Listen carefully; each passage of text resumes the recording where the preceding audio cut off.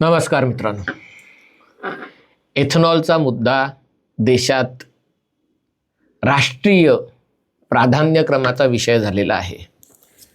E20 म्हणजे ethanol blended petrol, म्हणजे पेट्रोलमध्ये 20% ethanol घातल्यामुळे आमच्या गाडीचं इंजिन खराब झालं, आमच्या गाडीचं ॲव्हरेज कमी झालं.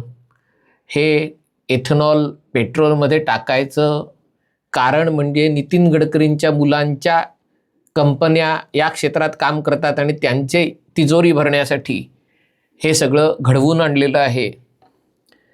एथेनॉलचा निर्णय घाईघाईत घेतला गेला. भारतात त्याची गरज नाही आहे. ब्राझीलमधली परिस्थिती वेगळी आहे, भारतातली परिस्थिती वेगळी आहे. आणि या मुद्द्यावर केवळ विरोधक आणि सरकार किंवा काँग्रेस समर्थक विरुद्ध भाजप समर्थक अशी लढाई नाही आहे. भाजपा समर्थकांपैकीच बरेच जण आणि भाजपा समर्थक TV चॅनलमधलेही अनेक TV चॅनल एकमेकांच्या विरुद्ध उभे ठाकलेले आहेत.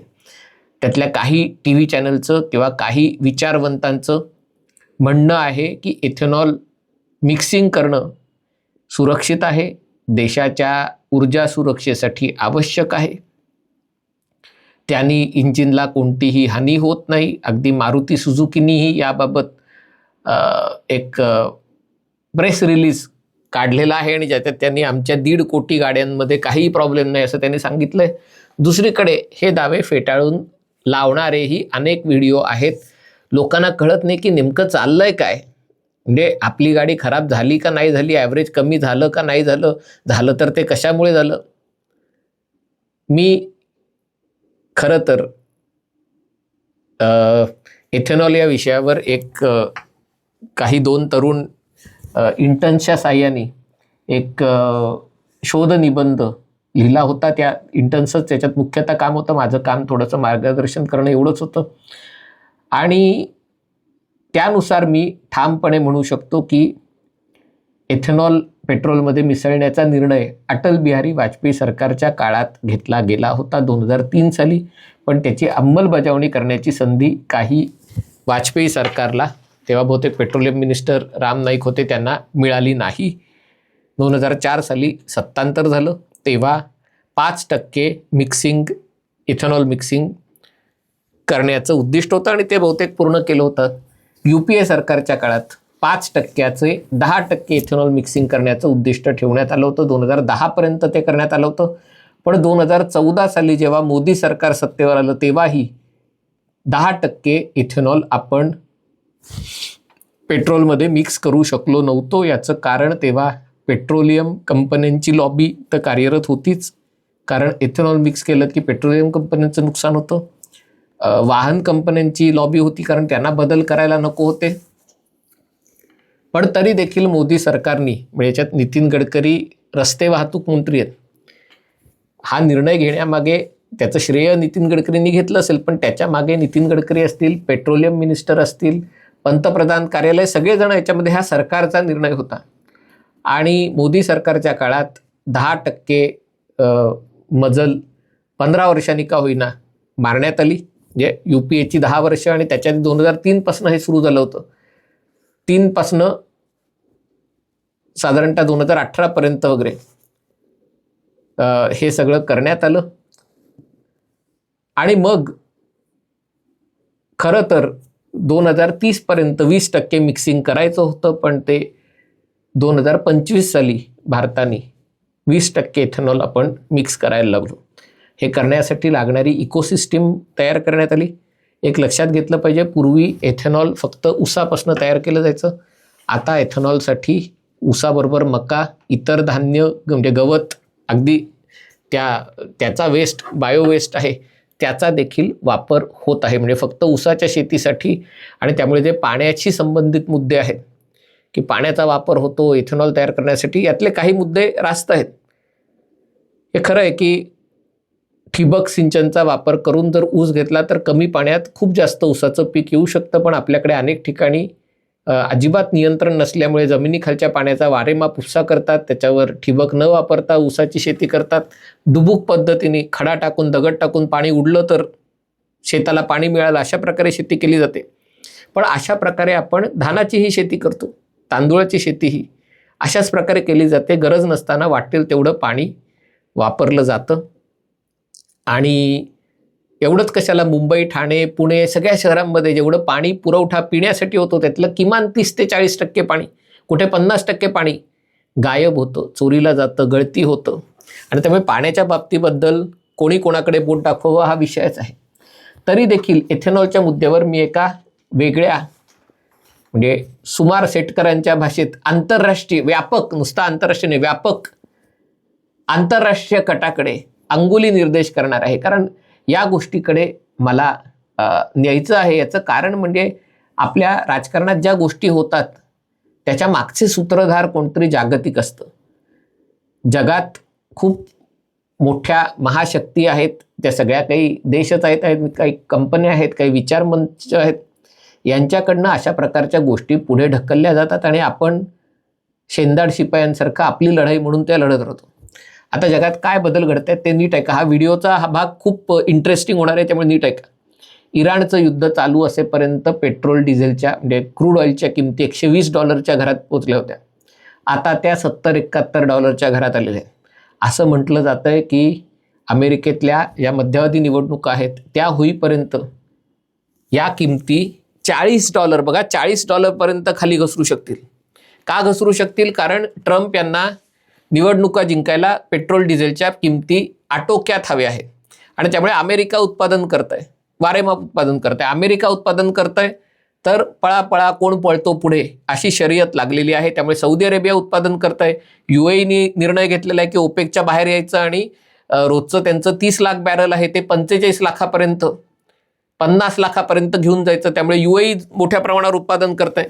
इराणचं तेल बाजारात येत आहे, रशियाचं तेल बाजारात येत आहे आणि त्यामुळे तेल बाजारात येत आहे.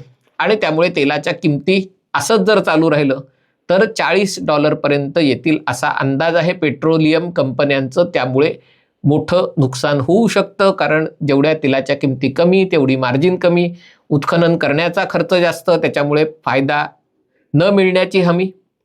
आणि त्याच्यामुळे मग भारतासारख्या देशामध्ये एथेनॉल विरुद्ध रान पेटवलं आणि सरकारला एथेनॉल मिक्सिंगचा निर्णय मागे घ्यावा लागला तर क्रूड ऑइलची मागणी भारताच्या एकूण मागणीच्या 20% वाढेल. म्हणजे पेट्रोलची, कारण पेट्रोलमध्ये जर 20% मिक्सिंग होतं ते बंद केलं किंवा 20%चं 10% केलं तर तेवढी मागणी वाढेल. मागणी वाढली की किमती स्थिर होतील. बघा कसा विचार केला जातो, करता येऊ शकतो. मी असं नाही म्हणते की हे खरं आहे, याच्या मागच्या शक्यता, तर्क शुद्ध शक्यता काय आहे ते मी सांगतोय. दुसरी गोष्ट याच्यामध्ये अशी असू शकते की भारत सरकारकडनंही हे कदाचित रान पेटवलं गेलं असू शकेल. याचं कारण म्हणजे अमेरिका आणि भारत यांच्यातला व्यापारी करार, त्याचं भविष्य अजून अधांतरी आहे. कारण अमेरिकेच्या न्यायालयांनी हे सगळे कर, आयात कर लावण्याला वगैरे विरोध केलेला आहे. पण त्यात असं म्हटलं आहे की असं शक्यता आहे की भारत एथेनॉल जरी आयात करणार नसला तरी सोया आणि मका सारखी पिकं भारत त्याच्यावरचे आयात कर कमी करेल. कारण अमेरिकेच्या शेतकऱ्यांचं भवितव्य त्याच्यावर अवलंबून आहे. मका काय आपण खात नाही एवढा मका आयात करून खायला. मग मका कशासाठी आयात करणार तर एथेनॉल बनवण्यासाठी. एथेनॉल भारतात बनवणार आणि ते मिक्स करणार अशी शक्यता आहे. त्याच्यातही पुन्हा वाटाघाटी सुरू आहेत आणि आपल्याला ते करायचं नाही आहे, कारण केलं तर आपल्या शेतकऱ्यांच्या पोटावर पाय येऊ शकतो. आणि त्याच्यामुळे जर एथेनॉल विरुद्ध वातावरण झालं तर आपोआप सुंठी वाचून खोकला जाऊ शकतो, ही शक्यता आहे. तिसरी शक्यता याच्यामध्ये जाणवते ती म्हणजे या सगळ्याचं कुठेतरी राजकारणाशी संबंध जोडण्याचा लोक प्रयत्न करत आहेत. खरं आहे खोटं आहे माहिती नाही, पण काही जणांना वाटतंय की जे काही मंत्रिमंडळात बदल होणार आहेत आणि त्याच्यात जे अपेक्षित बदल करायचे त्याच्यासाठी कोणाला डच्चू द्यायचा, कोणाला दूर करायचं, हे करण्यासाठी काहीतरी सबळ कारण पाहिजे. आणि मग असं रान पेटवून जो अजेंडा असतो तो पूर्ण करण्याची संधी मिळू शकते. बघा ही शक्यता आहे. कोणी त्याच्यात काही वैयक्तिक घेऊ नका, राजकारणाचं असतं, निष्ठूर असतं. आणि त्यामुळे एथेनॉलचं खापर नितीन गडकरींच्या डोक्यावर फोडून पत्ता कापण्याची शक्यता असू शकते, कल्पना नाही. चौथी शक्यता याच्यामध्ये काय असू शकते, तर या सगळ्या राजकारणामध्ये म्हणजे तेलाच्या राजकारणामध्ये मला असं वाटतं की एकीकडे आपण एथेनॉल आणि या सगळ्या गोष्टी आपण सुरू केल्या, पण त्याच्या मागची जी भूमिका आहे ती देखील समजून घेणं आवश्यक आहे. एथेनॉलचे समर्थक आहेत ते म्हणतात की एथेनॉलमुळे स्थानिक अर्थव्यवस्थेला गती मिळते. सर्क्युलर इकॉनॉमी म्हणजे जरी एथेनॉलचा खर्च जास्त असला तरी देखील तो पैसा भारतीय शेतकऱ्यांच्या खिशात जातो आणि मग तो शेतकऱ्यांकडनं भारतीय उत्पादनं वापरण्यासाठी, आणि त्यामुळे तो भारतातला पैसा भारतातच राहतो. आयात केलेल्या क्रूडची किंमत जरी कमी असली तरी तो पैसा भारताबाहेर जातो आणि भारताबाहेर पैसा गेला की त्याचा भारताला काही उपयोग होत नाही. आणि म्हणून एथेनॉल जरी महाग असलं तरी एथेनॉल वापरलं पाहिजे. आता यामध्ये साधं गणित असं आहे की स्वस्त महाग याच्यामध्ये 5% 10% किमतीत फरक असला तर माणूस समजू शकतो. पण जर किमतीमध्ये मोठ्या प्रमाणावर जर फरक असेल तर मग तरी देखील आंधळेपणाने एथेनॉलचं समर्थन करणं हे देखील चुकीचं आहे. ब्राझीलमधली परिस्थिती वेगळी आहे, आपल्याकडची परिस्थिती वेगळी आहे. आपल्याकडे अनेक गाड्या पावसात भिजत असतात. ठीक आहे, यंत्रणा असते की पाणी जाऊ नये म्हणून, पण तरी ज्या प्रकारे पेट्रोल पंप ऑपरेट होतात त्याच्यामध्ये पाणी जाण्याची शक्यता असते. त्याच्यामुळे कदाचित काही लोकांना जो अनुभव येतो तो त्याच्यामुळे येत असावा, कल्पना नाही. पण लक्षात घ्या, जे आपल्याला दिसतं त्याच्यामागे बरंच काही घडत असतं.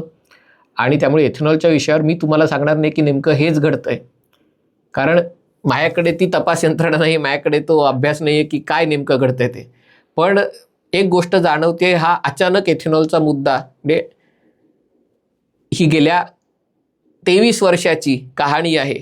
जेव्हा वाजपेयी सरकारच्या काळात 2003 साली 5% आपण मिक्सिंग करण्याचा निर्णय घेतला, मग तो 3चा 10%, मग 10चा 15%, 15%चा 20%, आता 20%चा कदाचित 25%, 30%पर्यंत नेण्याचा मानस सरकारने व्यक्त केला होता.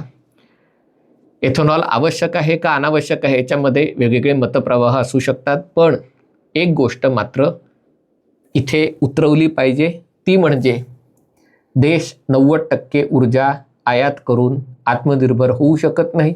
एकतर देशांतर्गत पेट्रोल डिझेल म्हणजे कच्च्या तेलाचे साठे शोधून ऊर्जेच्या बाबतीत आत्मनिर्भर होणं आवश्यक आहे.